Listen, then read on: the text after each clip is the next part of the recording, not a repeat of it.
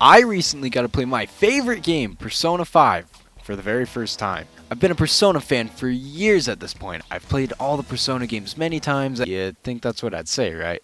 Well, just like 98.76 of Persona fans, I played Persona 5 for the first time just last month.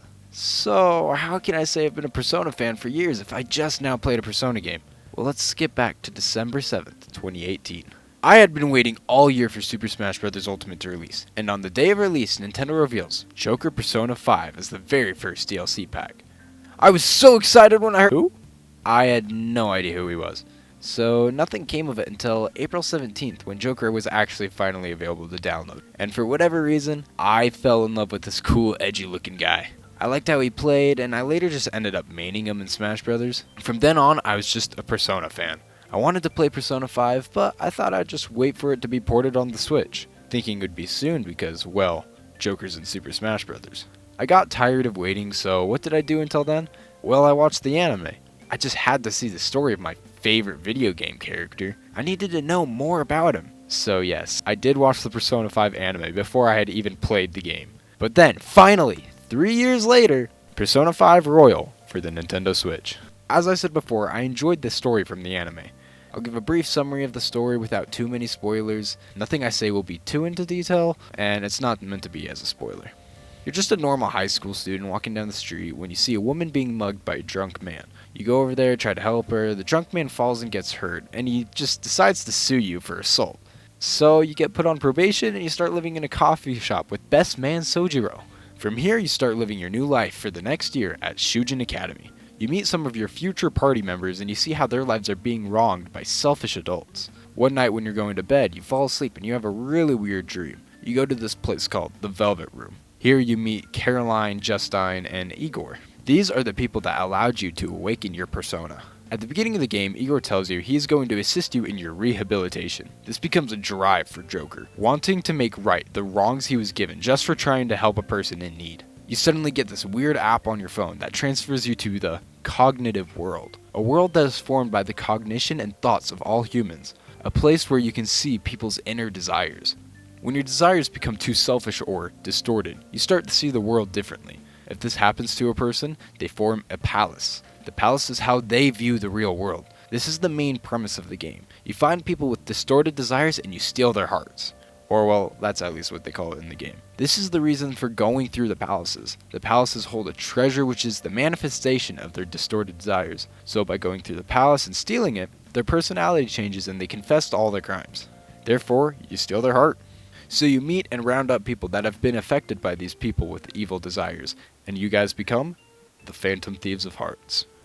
I'm not a traditional fan of RPGs. I played one Pokemon game, liked it, and tried others, and they just all felt the same to me. To be fair, I haven't really played any other RPGs since, but Pokemon's combat just got so repetitive and boring, it kinda turned me off from playing other RPGs. So I was actually a little scared of starting Persona 5, but I liked the story, and I just had to play the game where my Smash Bros. Main was from, and boy did I love just about every second of it. Since combat is what turned me away from RPGs, let's start with that. To my surprise, I actually enjoyed the combat of Persona. I think they kind of fixed my biggest gripes with the combat in Pokemon. Instead of sending one person to fight at a time, it's always group battles. This allows you to make your party in many different ways. I enjoyed making a character focus on support and healing moves, and one that was just always attack. Then I'd just have Joker be like an all-rounder so I could just have him do whatever I needed him to. Probably my favorite feature about this combat compared to other RPGs, Pokemon, is that you can set a style for each of your party members, making them always auto-do their set style, making it so you don't even really have to play the game. But doesn't that basically take away the strategy and purpose of the game? Yes. Yes, it does. But if my least favorite part is the combat and I just don't have to do it at all, then I am all for it. I hate just doing the same moves over and over again, basically just sitting there mashing A for 5 minutes. How does anybody find enjoyment in that? Anyway, the enemies in this game are called shadows, which makes Joker's classic mode make a lot more sense to me now. Like in Pokemon, every shadow has its own strength and weakness. There's physical, gun, fire, ice, electric wind, psychokinesis, nuclear, bless, and curse. Then there's also passive healing and support skills that also change the battle. Each type having a strength and weakness against another type. Something I appreciate that Persona 5 did was how they mixed up their enemies. Every encounter will summon multiple shadows, so it mixes up the strengths and weaknesses in every battle. Maybe 2 of the enemies that spawn your party's strong against, but one of them has a type advantage against you. This forces you to think about what moves you do and which enemy you'll take out first, preventing you from just spamming the same move over and over again. Joker can hold multiple personas, while other party members only have their one. But this makes it interesting because Joker can basically have a persona for every type. So you are always switching the persona in battle to counter whatever shadow you are fighting. If you have a type advantage over a shadow and you knock all of them out, this initiates a holdup. This makes you interrogate the shadows. This is way fun because you can just make them give you more money, they can give you an item, or you can recruit them to be one of your personas. But if you don't like any of those options, you can choose to do an all-out attack, Joker's Final Smash. This just does a huge amount of damage to the enemy. And if you finish off the enemy, you get a cool ending to the battle that is different from the normal one you get. These small changes to battling already change up the combat just enough to make it a lot more enjoyable.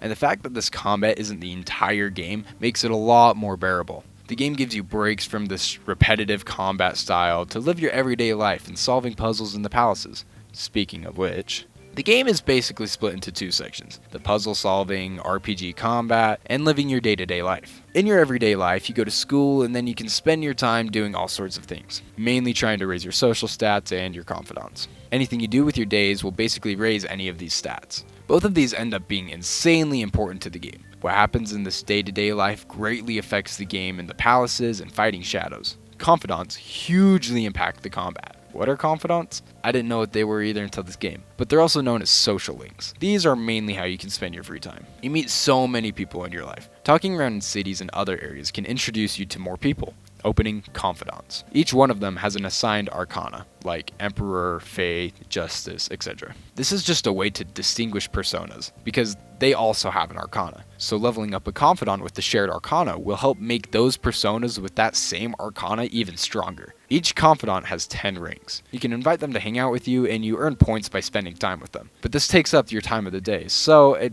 basically allows you to do only one activity in a day. After you get a certain amount of points, that's when they'll go up in a rank. Once they go up in a rank, this will allow you to unlock all sorts of abilities that make battles a lot easier. Like giving you another chance to talk to a shadow when you fail a negotiation, or something like that. The people you mainly do this with is your party members. This helps them probably the most, because it'll help their strengths and stats most in the battles. Spending time with them is super fun. You can develop relationships with them and it really fleshes out their characters, giving them their own motives and goals and explaining why they are helping you and what they are working towards. Then you just end up having your favorites and you keep them in the party even if it's not practical for the battles because you're just like, hey, I like you. Yusuke is the best boy, Sojiro is the best man, and Kasumi is best girl. And I love Takechi too. Akechi was probably just the best written character and he was just the perfect rival to Joker the entire game. Spending time with a bunch of different people makes the playthrough a lot more enjoyable. You're getting all sorts of fun side stories, like talking about your beliefs on current subjects in the game, trying to make inspiring art, or just practicing gymnastics with the cute girl. You see these mini side stories and how they are related to the main game, and it goes way more into detail to why your party members are helping your cause. They all have their own reasons to help you, and they all have been affected by evil people and want to change their hearts too. Then there are other confidants that aren't in your party at all, and they just have a complete side story that doesn't really have much to do with the main game story.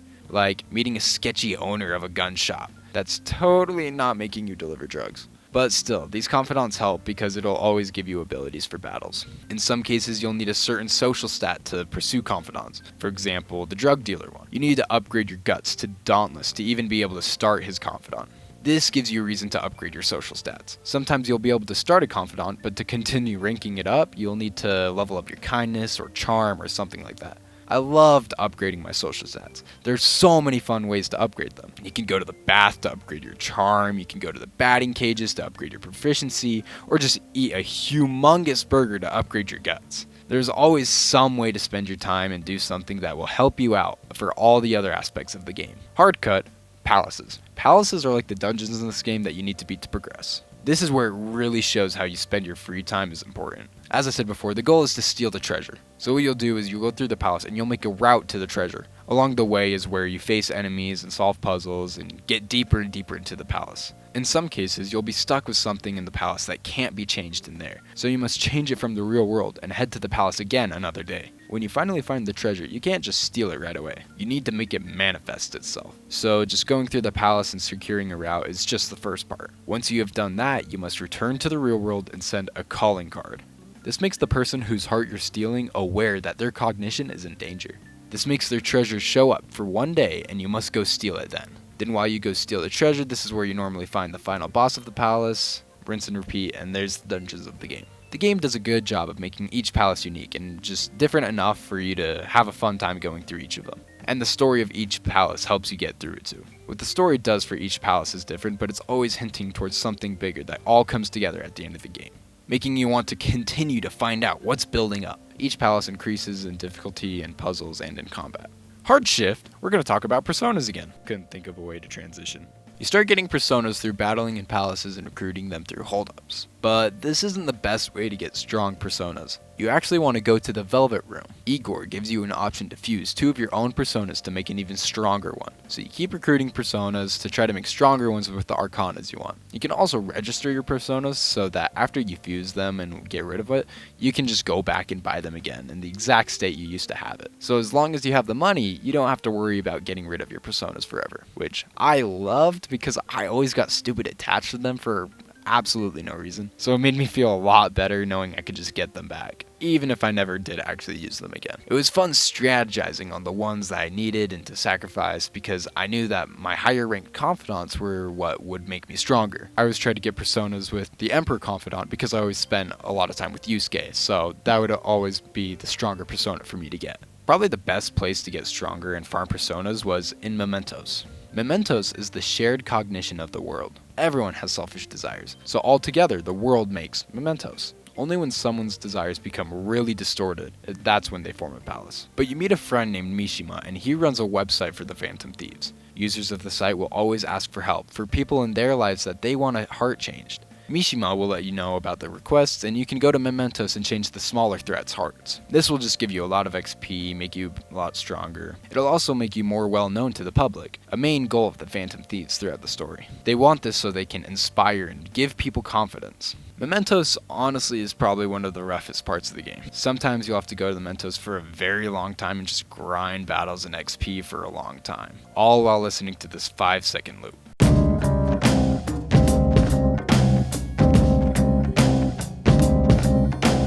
It's not absolutely terrible because you don't go to the Mementos a lot, or at least I didn't in my playthrough, but whenever I did, it was for a very long time, and it got a little boring fighting over and over and over again. But I don't know if I can call this a real complaint of the game because this very much depends on just how you go through the game. You can probably go to Mementos a lot more often and not as long, but I didn't like that because I wanted to spend as much time as I could with my confidants. Oh yeah, and if you choose to go to Mementos, that counts as your activity for the day too. So you can rather choose to go to Mementos and level up, or choose to level up a confidant.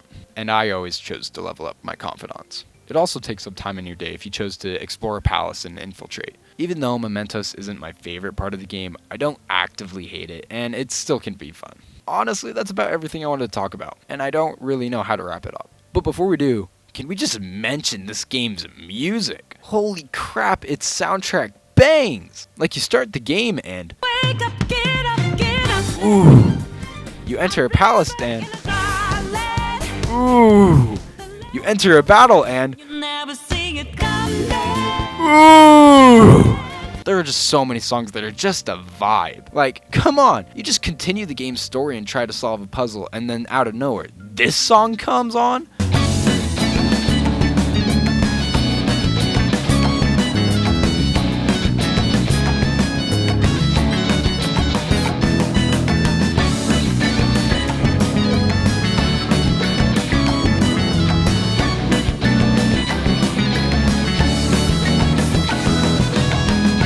This just freaking slaps! This really enhances the experience of the entire game. I've never really thought about soundtracks that much in games, but this game really changed it for me. It can set such a mood or just set your energy up for a battle so much higher, just making the whole situation a lot more fun to experience. And there's more than just the music that helps with this. The aesthetic of the game is just so good. Title screens, battle sequences, even the freaking pause screen just looks so cool. Why do I care about that? I don't know. I didn't before. It wasn't a necessary thing to make the pause screen look cool. Doesn't affect my enjoyment of the game at all, but I appreciate it now that it's there. Kinda ran out of what to say here, so I overall really enjoyed Persona 5 Royal. There may have been a couple boring repetitive parts, but none of it was torturous to me. I haven't played a lot of games that I consider 10 out of 10, but this for sure joins my big list of 3. I really have nothing more to say about the game. I really enjoyed my time with it, and I highly recommend it. It has made me want to try more RPGs and see if they really are all that bad, or if Pokemon is just that bad. So if you want to dedicate like 120 hours to this game and don't really have much to do with your life, this game is just right for you. I don't really know how to close this review out, so